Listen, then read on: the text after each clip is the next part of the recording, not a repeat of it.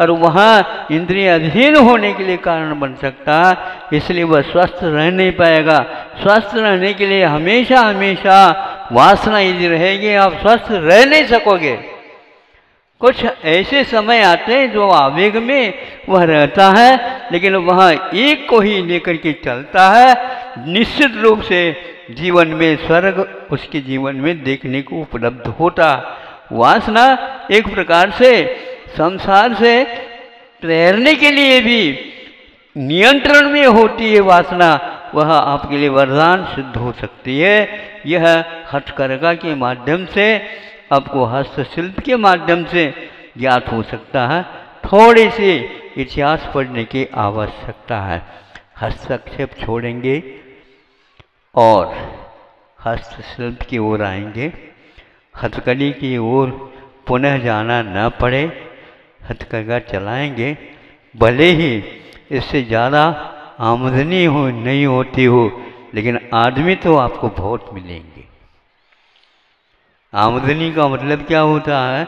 आय का स्रोत करोड़ों करोड़ों अरबों अरबों तो नहीं, लेकिन ये ध्यान रखना, करोड़ों हथकरघा चलाने वाले यदि जीवित रह गए तो आपको कभी गरीबी आपके पास आ ही नहीं सकेगी। जो मन का दास होता है, अति परिग्रह रखना चाहता है, वही एक प्रकार से ज़्यादा इस प्रकार का व्यापार करता है जिसके द्वारा दूसरे के ऊपर हम अपना स्वामित्व जमा सके। अन्यथा थोड़ा सा आहार लिया और मंथन किया, शांति प्राप्त हो गई, इसके अब बढ़ कर के और जीवन में कुछ है ही नहीं। इसलिए दो सरदार है कहा, बाकी सरदार है ही नहीं, वो तो काम की नहीं। अनेक जितने भी व्यसन हैं वो सब उसी के का अधीन है। जिसका मन अधीन नहीं है उसी के यहाँ दिमाग में ये सब बातें आती रहती है।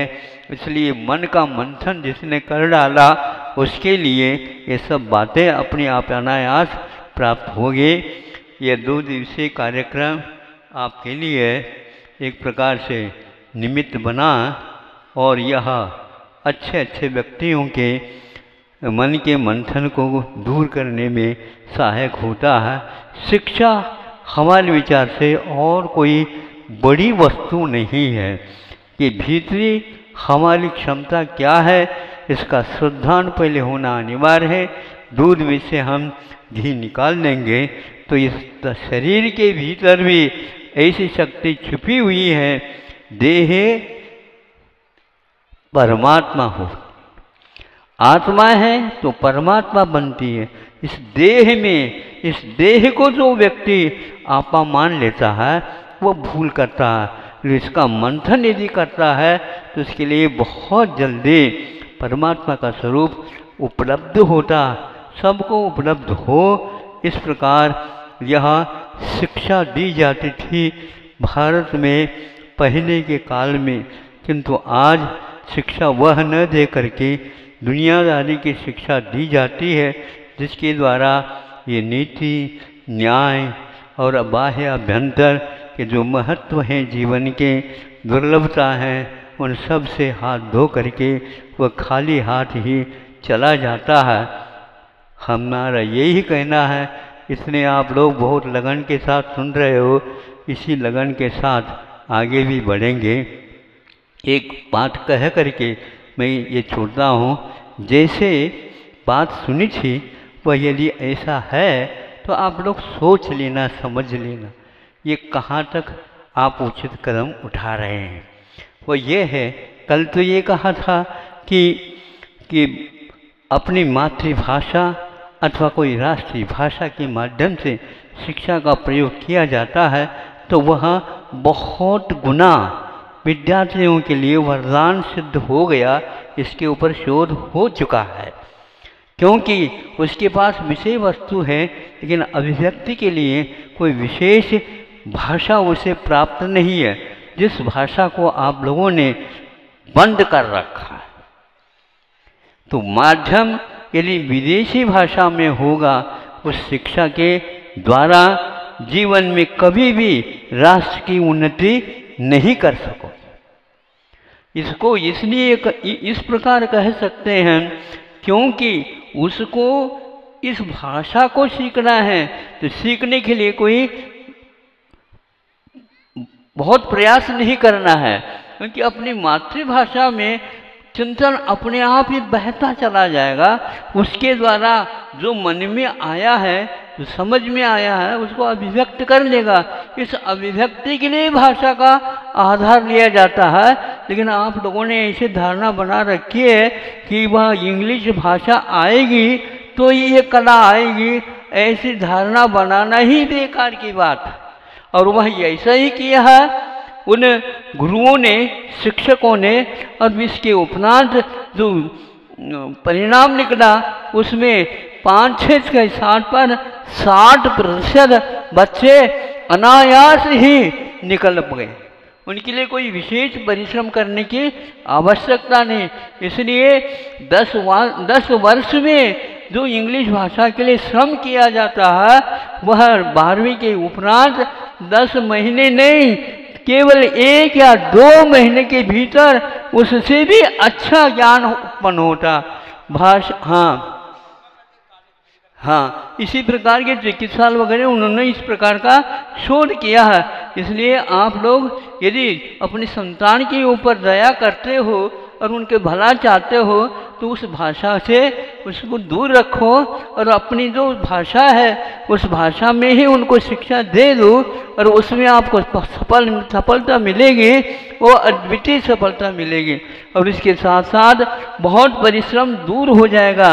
आत्महत्या तक जो है बच्चे कर डालते हैं क्योंकि उसके बिना पढ़ाई का कोई मूल्य नहीं है, ऐसी धारणा बनाई।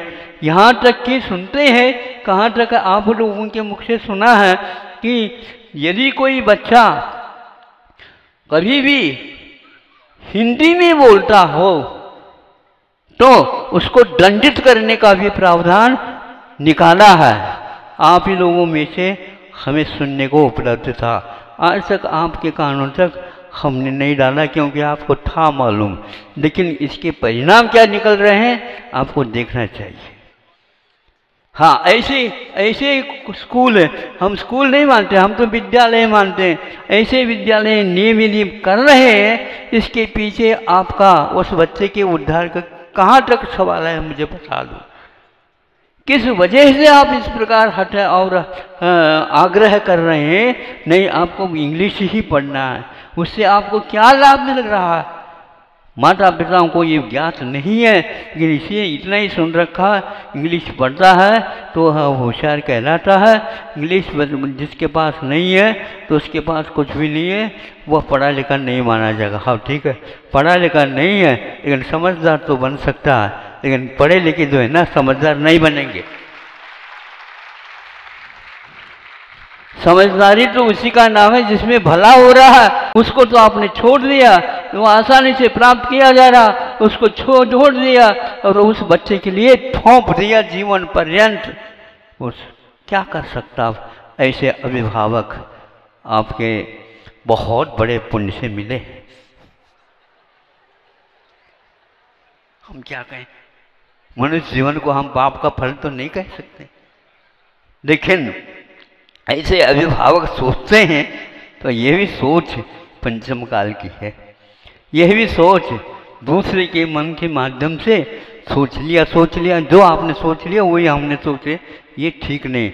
आप अपने मस्तिष्क से सोचो।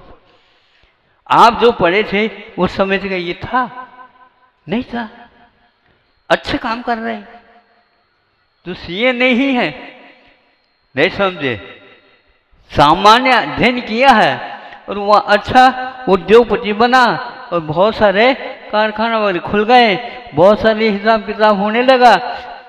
20 सीए उनके अंडर में, बोलो ना, काम कर रहे हैं, उनको काम मिल रहा है, नहीं तो बेकार हो रहे थे। और सीए, बोलो सीए, हाँ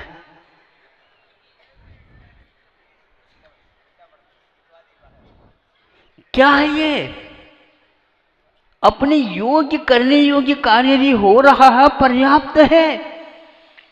और इस प्रकार दूसरे को भी प्रेरित करो तो अपने आप काम हो जाता है। जैसे कल बताया था किसी ने कि भारत ने ये नियम बना लिया, जब ठोकर लगता तो बाद में होता ही काम। तो उन्होंने कि भारत से बाहर यदि यहाँ से कोई माल जाता है उसके लिए अच्छे ढंग से टैक्स हम लेंगे।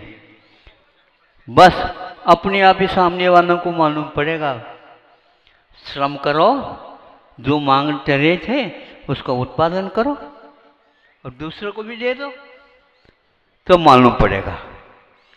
इसलिए अपने बच्चों को श्रम सिखाओ। इसलिए श्रमदान की बात चर्चा हमने की है। वो अपनी तरफ से शब्द नहीं, सर्वासिद्धि इत्यादि में इसी के लिए बोला है, आश्रय दान देव। आश्रय का अर्थ अभय। किसी के लिए धन चाहिए तो धन दे दो, किसी के लिए स्वास्थ्य चाहिए तो स्वास्थ्य दे दो, किसी के लिए साक्षरता होना चाहिए तो उसको साक्षरता दे दो, किसी के लिए और औषध इत्यादि करना आवश्यक है तो रोग मुक्ति के लिए औषध दे दो, और किसी के लिए डर लग रहा है तो अभय दान दो, आश्रय दान दो।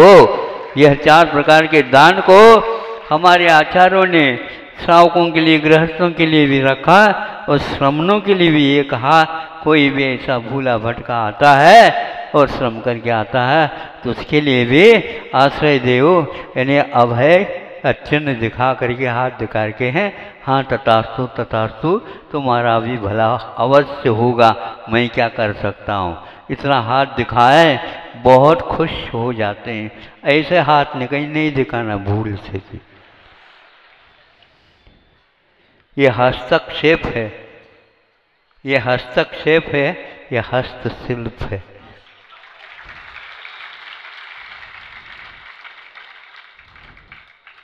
हथकड़ी नहीं किंतु हथकरघा सामने रखो, निश्चित रूप से खुशी को लौटते रहो, लौटते रहो। वह लड़का बहुत अच्छा निकला, वहाँ से पढ़ करके वो आया, और आया तो अपने गांव छोड़ करके सर्वप्रथम हमारे पास आया। महाराज आपने आशीर्वाद दिया था, उसी आशीर्वाद का फल है। तो मैं बिल्कुल जो चाहता था उम्मीद से भी बाहर हो गया। हमें पहले बताओ व्रत चल रहे हैं क्या नहीं, उसी का तो परिणाम है महाराज। एक दिन भी होटल की ओर नहीं गया और प्रतिदिन 2-2 बार अच्छे ढंग से भोजन करके आया हूँ। अब कोई भी पुरुष चाहे तो हमारे हाथ से भी हम खिला सकते हैं उनको, और महिलाओं को भी कह सकते हैं तुम बैठ जाओ, बहुत दिन करते करते हो गए, थक गए हो। ऐसे ही पुरुष को चाहिए अपने काम बदल दो थोड़े बहुत। जब आपने पहनावे बदल दिया तो काम भी बदल दो ना, क्या बात होगी। ये ठेका ले रखा है कि वो सारे वो रसोई वही बनाए। दक्षिण में रसोई नहीं होते, सुन रहे हो, रसोई नहीं होते, रसोईया होता है नहीं, सारे पुरुष ही रसोई बनाते हैं, उनको तो आता ही नहीं।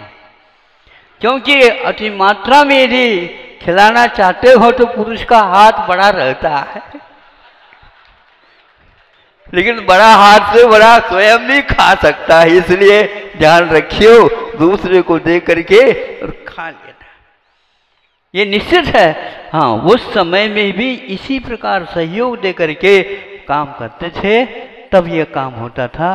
दाम्पत्य जीवन का अर्थ एक का जीवन नहीं, दंपतेर भावः दाम्पत्यम।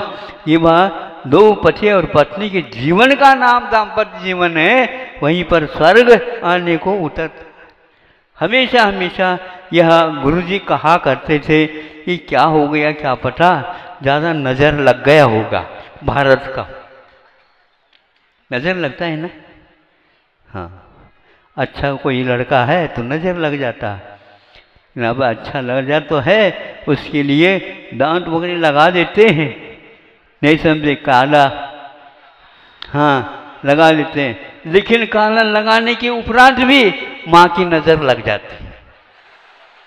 अब समझो आप, इसलिए भारत को अपने ही पूतों की द्वारा नज़र लग गई है। अब इसमें अब अच्छे ढंग से जो मिर्च वगैरह और नमक वगैरह, नींबू के ये कोर वगैरह रख करके हाथ से उतारना पड़ेगा, तब कहीं जा करके भारत के ऊपर जो नज़र लगी है अपने ही आत्मा के, उसका जो है भूत उतर जाए। भगवान से मैं प्रार्थना करता हूँ, हे भगवान, कि उनको तो तैयार हो रहा है, लेकिन इनको भी तैयार करना है, क्योंकि ये लोग मान रखे हैं हम तो पीछे पीछे चलेंगे तो हमें भी मिल जाएगा। क्या मिल जाएगा? जहाँ महाराज जी पहुँचेंगे वहाँ पर जो है ना, कोई भी प्रवेश के लिए वहाँ पर अनुमति नहीं है। मैं जाऊँगा तो मेरे लिए ही खुलेगा वो, आप लोगों के लिए बंद। हाँ, आप किसी को खुलवा नहीं सकते, या मैं खोल दो ऐसे किसी को कह भी नहीं सकता। अब सोच लो, मैं जिस प्रकार जा रहा हूँ उसी प्रकार आप आ जाते हैं तो आ सकते हैं, आपको कोई रोकने वाला नहीं है। लेकिन आपके जीवन में ये होना बहुत कठिन है, यह सरल हो जाए, भगवान से प्रार्थना करता हूँ। ये बहुत अच्छा लगा, आप लोगों ने सीखा, समझा और ले करके और संग्रह करके ले जा रहे हैं। ये इन सब बातों को उन्हें भी समझाओ जो आप अपने मित्र मानते हो। अहिंसा परमो